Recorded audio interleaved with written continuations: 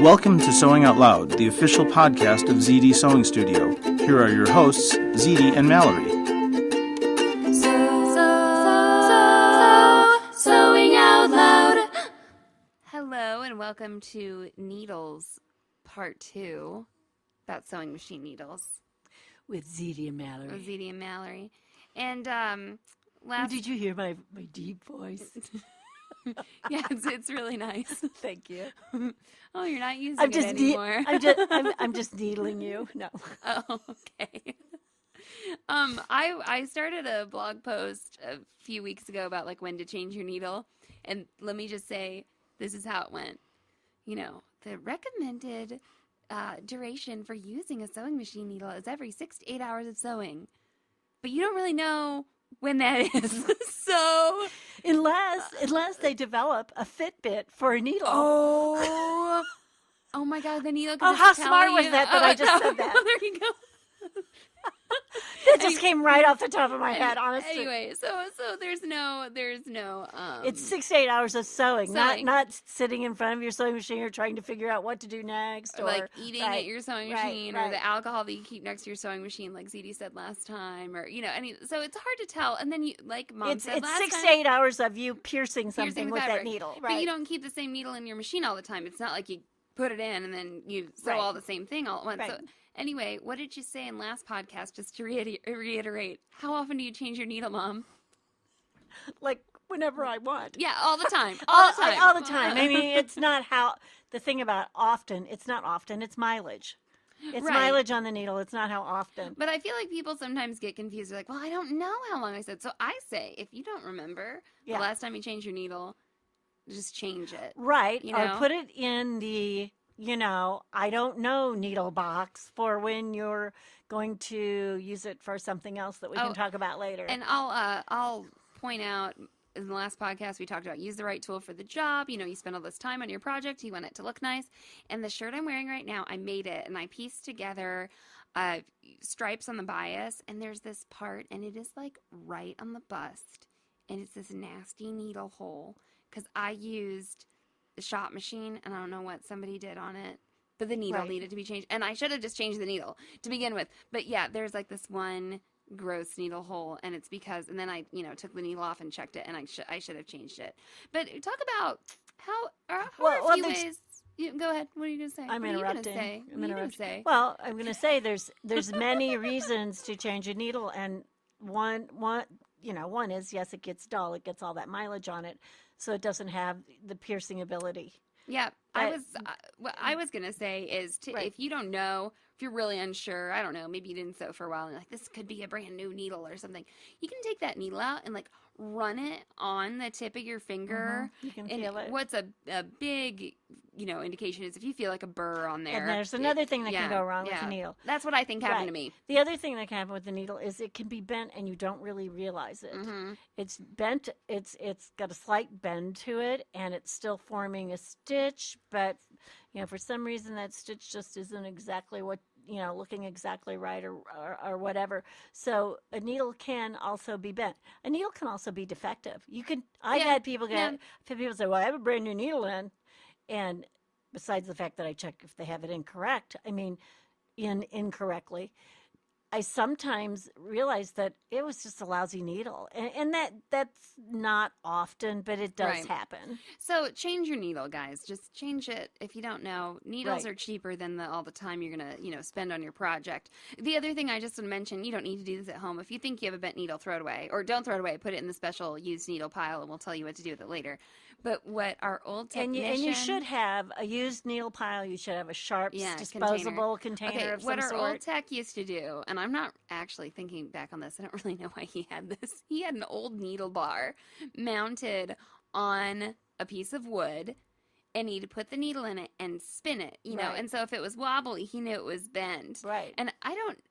did he do that to like show customers, hey, your needle? I don't know, but I don't know why it was worth his time. Yeah, right. Just change your needle. And when we service machines at the shop, we just change them. But maybe I think we still have it. I'll put a picture of it. Anytime you get your machine serviced, the first thing they should do is put a new needle in your machine. Right. Okay, so when to change it? I think we've answered that question. Not It's only kind of like a baby's diaper when it needs yeah, it. when it needs it, when it needs it. And if you hear loud sounds, Now the that needle could be won't one of start the- smelling, but when it needs it.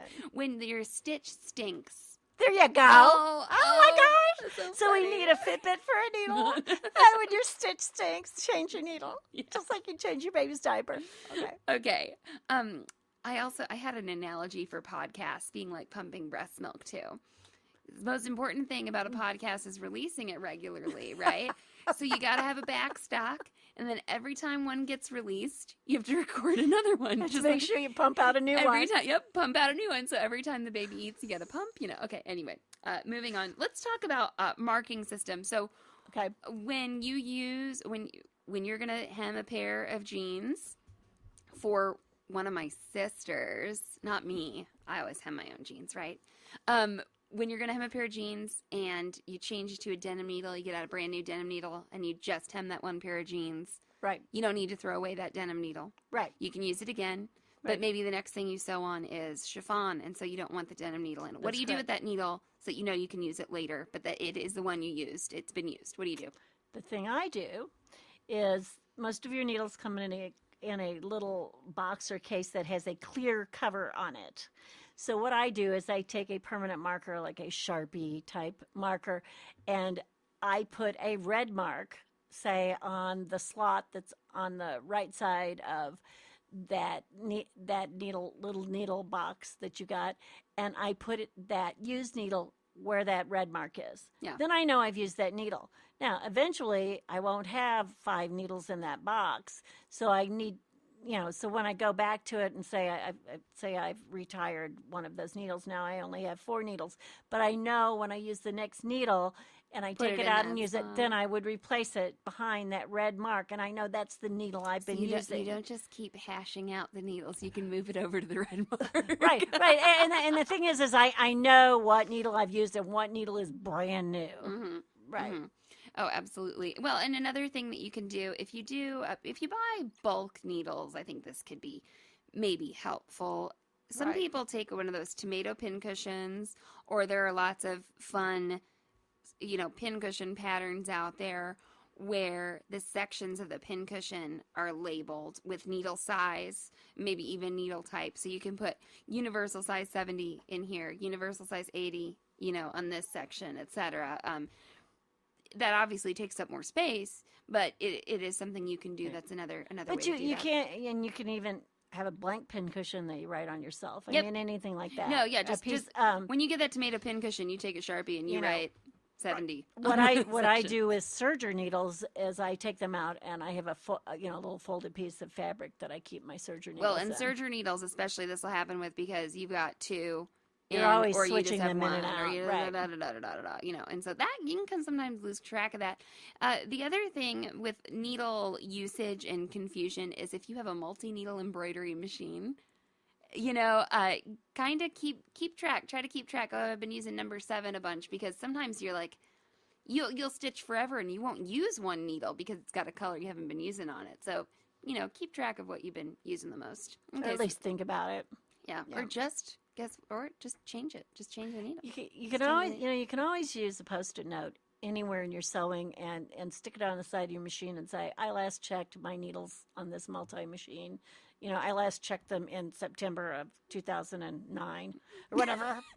Maybe I should check them One again. of the Right. funny stories we like to tell from our repair department is, this machine won't sew right. I don't know why. It has the original needle in it. That's correct. I have actually taken in machines where the eye of the needle was like worn through. Okay, and it kept coming unthreaded, because now that's another thing we can talk about. There are needles that they call Like a spiral eye needle kind no of no thing. no. There are Or- needles on the market. I think they still are. I don't know. I've stayed away from them, so things like that I try not to keep in contact with. There's a needle that is, they call it self-threading, where the eye is opened on one side. Don't even bother. Just Yeah. don't even bother. Just think about They also have those in hand it's sewing. like a Don't even washer bother. dryer combo. right? Right. Combo not gonna machine, do. right? It's gonna do the job, yeah. just not quite right, It's or not not at all. Yeah, Who knows? if you can thread it without, just think about it. Well, Right. anyway, But no, we have yeah, had people come in and say, or oh, I need to change the needle, or I don't. Again, like Mallory said, why is it not working? And another thing about a repair story when it comes to needles is that people will come in, and the first thing we check is their needle and their threading, and very very common mistake is that needle, that shank of the needle. They don't have the butt the all butt, the way the butt. the butt all the way up, into the securing mechanism on the Yeah, needle bar. especially I think on a well, I don't know, especially particularly on a serger. I maybe Right. I Maybe it's because you change needles I think lot or it's just something, I don't maybe know. there are two. Well, It's harder to. It's just a little tighter space. the other thing about a serger, Mhm. if anybody will really, really look at their serger, your needles are not at the same height, and they're not supposed to be. Yeah, that's a funny story that I was just encountering this like with a customer. She's having all this trouble, and I realized, oh no, your needles aren't supposed to be at the same height. They are staggered, And then Linda Rainwater from Baby Lock at a training, she said that finally this customer came into her one day and said, Linda, I got it. I got my surgeon needles even. I finally did it, And she's like, Except no, it won't no. sew. Yeah. So anyway, that is definitely something. They're staggered because if you think about it, the path of your looper is an arc. And it's all about Yeah, timing. it's all about the timing. All about the about the timing. timing. Ooh, that's a podcast. Write that All down. about the timing. Okay, let's talk a little bit about weirdo needles, aka decorative needles. Okay. First one. Let's go basic And they're not first. weird. They're exceptional. They're just a little. Yes, they're They're exceptional. different. Let's talk about double needles first. The most Okay. tame of the decorative needles. Just Okay. it. And double needles can be functional also. Yeah, absolutely. But you're That's right. why we're kind of straddling that gap here. Double needles are two needles on one shank. They share the same They share butt. one butt. Yeah, Right. exactly. So there's just a little bar on there. And I know there are some older double needles that are different than like what did I just see? It looked very different. Well, scratch that. Never mind. But they'll have a little bar up top, and the needles are hanging down from that, and you can use it. So to you see create- the butt of the needle, and then Mhm. you'll see a crossbar that's usually plastic. right. And then there will be two needle shanks up into that plastic. So, it looks like two A needles. double needle. Yep. Yep. And we Kind of like a fork with two tines. Maybe. you can use this for stretchy hems, like to duplicate Right. a cover stitch. If you do a straight stitch with this, what happens is your bobbin thread is traveling back and forth between the two needles, and you're getting a zigzag on the bottom. on the yeah. bottom, and you're getting two straight stitches on top. So it mimics a cover stitch, So let me tell you, and it stays elastic. It does. Right. And I'm going to talk about how spoiled I am. So I've always gotten to sew and serge on really nice machines. And the cover stitch on our sergers is just wonderful. It's like butter. I mean, you stitch like a little legging, hole, like where the foot goes through, and you think, oh, I'm going to stretch this out. It's going to look terrible and all wavy. No, it doesn't. It's beautiful. It's just like ready to wear.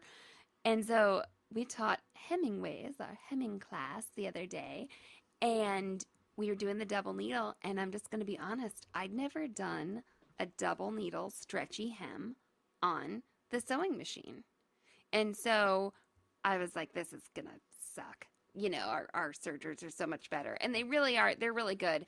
But the double needle on the sewing machine did an excellent job. I was very, very impressed. It was not quite as durable as, I don't know if durable is the right word, as the cover stitch, but it really does work really nicely. It's a good mimic. Yeah. It's not, it's And a you good can do mimic. other stitches besides a straight stitch with a double needle. You can do a zigzag. You can do some decorative stitches. Just make sure you're not going to go outside your stitch area, right, of your foot. Yeah. You don't want to go right past the opening in your throat plate or in your foot. Yeah. You can actually embroider with a double needle. Yeah. I've done it. It's been done. You want a very open design.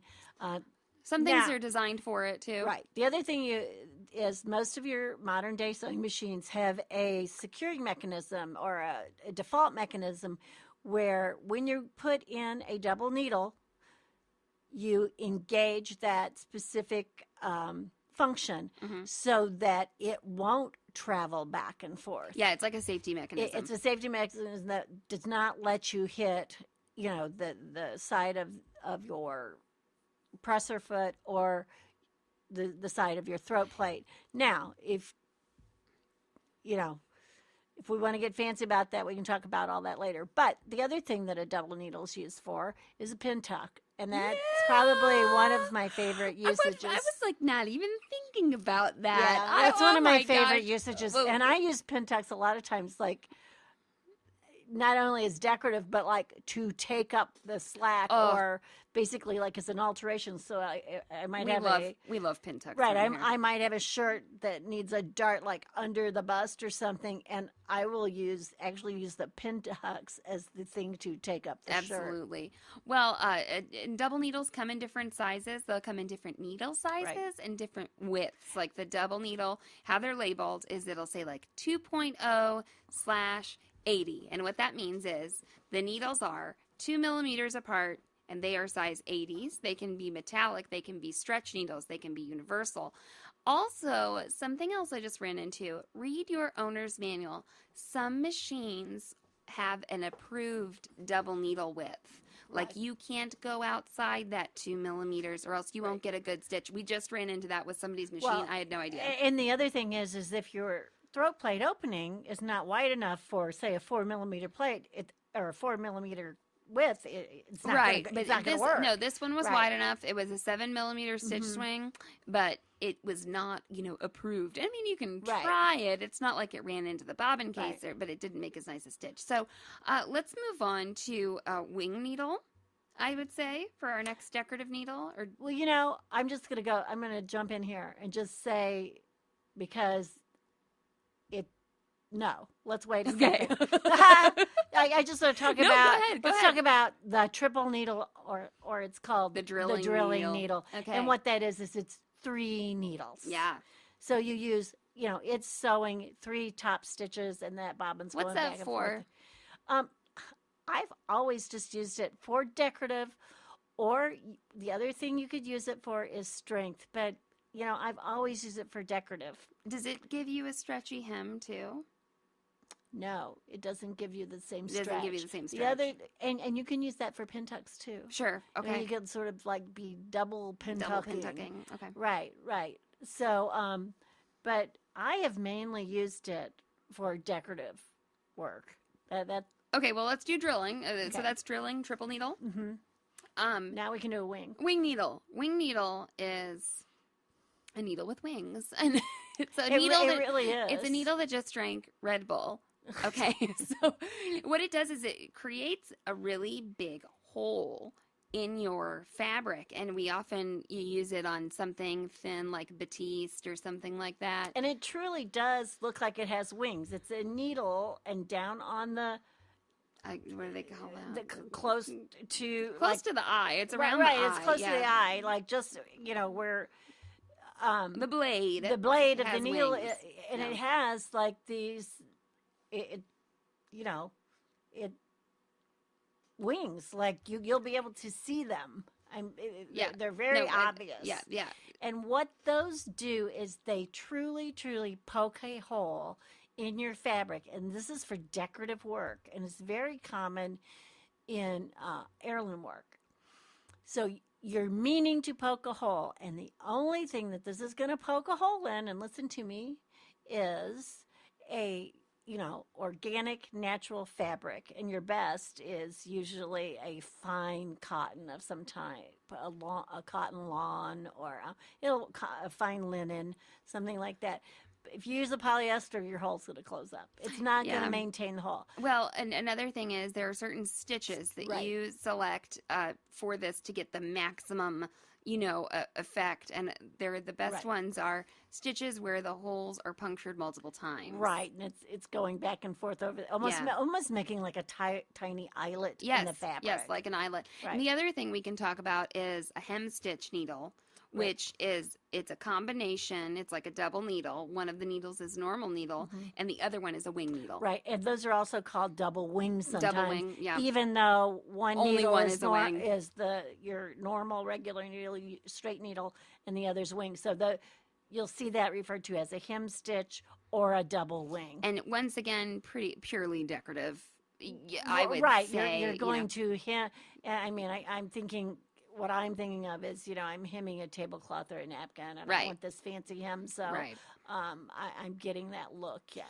And the other thing I want to talk about, and I have never used one of these, is a double-eyed sewing machine needle.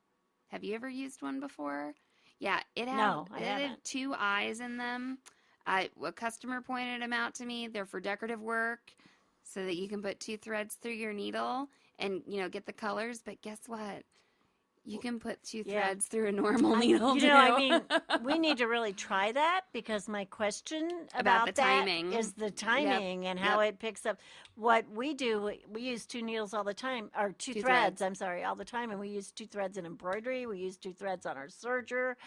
If we can fit them through that eye and they ride well through the tension disc, we have no trouble using 2 threads. Yeah, Schmidt sells them, and I had a customer order some, and I was like, "What are you talking about?" And then I got them in, and I haven't gotten to try them yet. Yeah, I'd love to try them and do some research. Just see. Yeah. So we'll put that. We'll in do the some notes. research and make a little podcast on that. Some hands-on research on that. But once again, that would be purely decorative, and I think that might wrap it up for the decorative needles. But we will, we run a store. And I'm going to keep notes on people who come into the store and have issues, and sort of keep a place for these specific stories, because they happen and people can relate to them. I think the other thing is people say, well, I can't use a double needle. I don't have a place for, 2 needles. They do. Yeah. There's only one butt that you're going to put in. And then the other problem they have is, well, where do I put the second thread? You thread one thread through your through your machine system, and then you thread the next. You do not thread them at the same time. Yeah, that's probably a whole other podcast. The other thing you cannot do with a double needle is use your automatic needle threaders. And that's true for a lot of these decorative needles. Actually, maybe every decorative needle we've talked about. Right. Because it doesn't have a center position. Right. It offsets itself. And that's, there's a podcast, there's a blog on our site all about automatic needle threaders. Right. And I say that in there. So, do not use your automatic needle threader. Now, you can oftentimes, make sure to look in your machine, you can use your thread cutter, though. Your automatic thread cutter. Yeah. Thread cutter is in the bobbin area. Okay, well, that I think about sums it up for our decorative needles and our needle podcast part 2. And, stay tuned for more needle stories, or if you've got one for us, you can send it to us on the website. Click the contact us link and send us your needle story, a happy needle story. I don't need any more sad ones, okay? Thanks for listening to the podcast, everybody. So long, everybody. Thanks for listening to Sewing Out Loud. For even more expert sewing advice, visit sewhere.com.